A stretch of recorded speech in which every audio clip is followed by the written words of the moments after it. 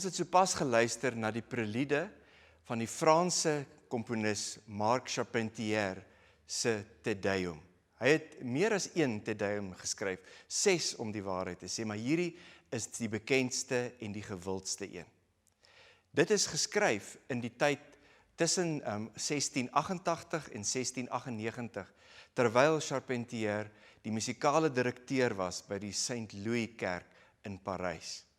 Na sy dood het hierdie stuk musiek verlore geraak, maar nadat dit gevind is in 1953, het dit die kenwysie geword van alle produksies wat gemaak is deur die Europese Uitsaai-Unie. Vir meer as 60 jaar het mense daardie stuk musiek elke keer wanneer daardie programme uitgesaai is gehoor.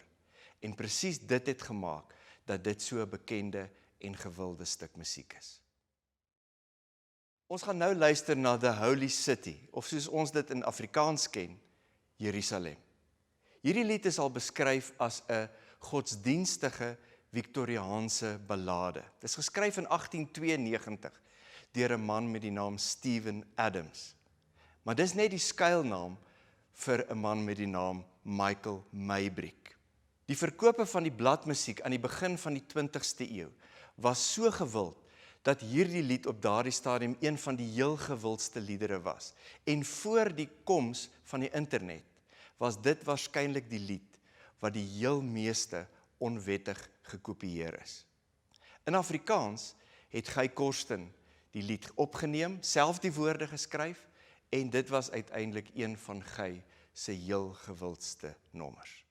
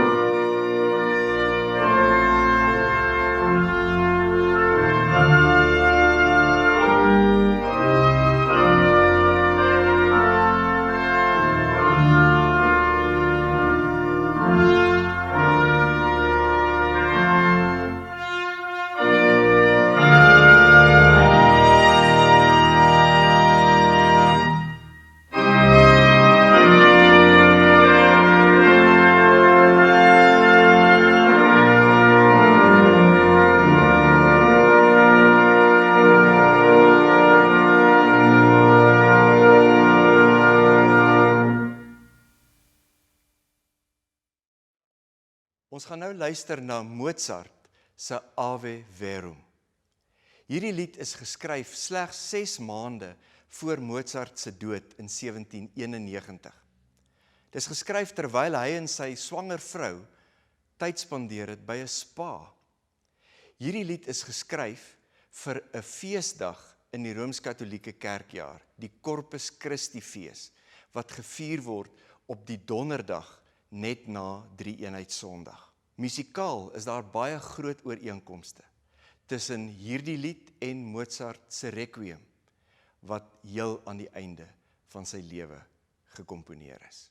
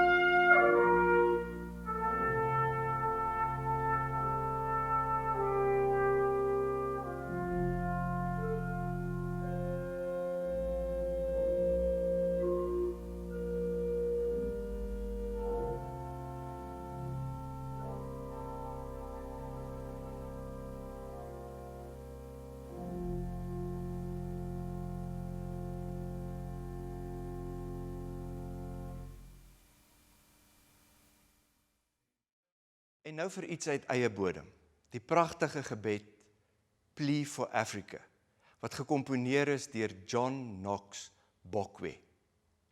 Hy is gebore in 1855 in die Oos-Kaap. En hierdie jong Xhosa seun het aanvanklik as 'n koerier, as 'n bode opgetree vir Dr. James Stewart en later vir die Lovedale sendingstasie. Hy het later by die sendingstasie begin skool gaan en na sy opleiding het hy die sekretaris geword vir Dr. Stewart. Later het hy meegewerk aan die stigting van die koerant African Opinion. Maar hy het altyd die behoefte gehad om in die bediening in te gaan. Dis waarvoor hy geroepe gevoel het.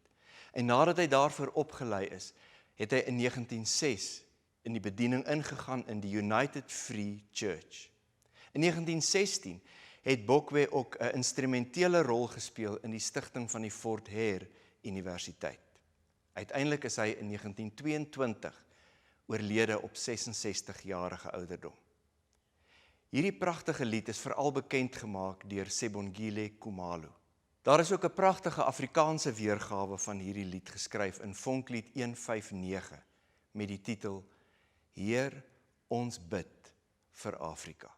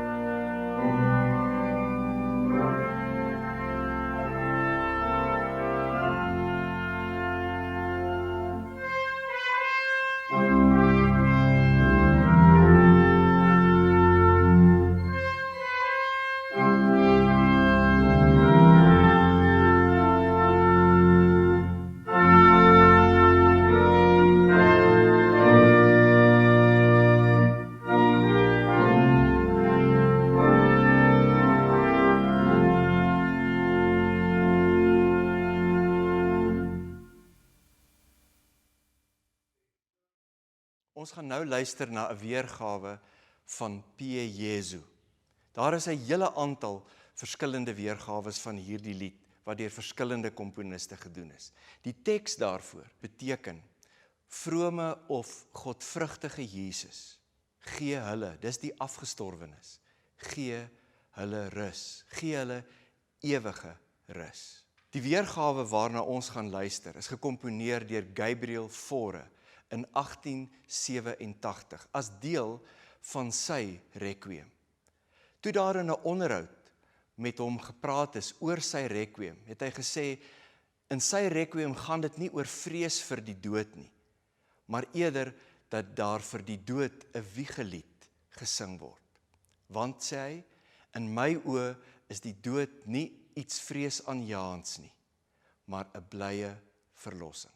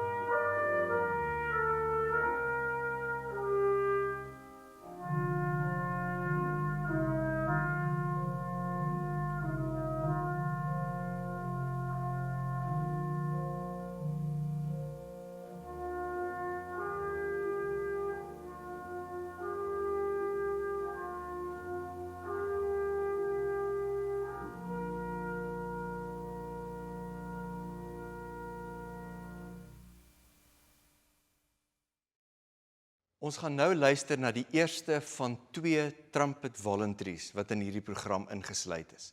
Hierdie een gekomponeer deur John Stanley. Hy was 'n Engelse orgelis en komponis uit die 18de eeu wat 'n hele paar trumpet voluntaries geskryf het. Hy begin om die orgel te studeer op 7-jarige ouderdom en op 11-jarige ouderdom word hy die voltydse orgelis van 'n gemeente.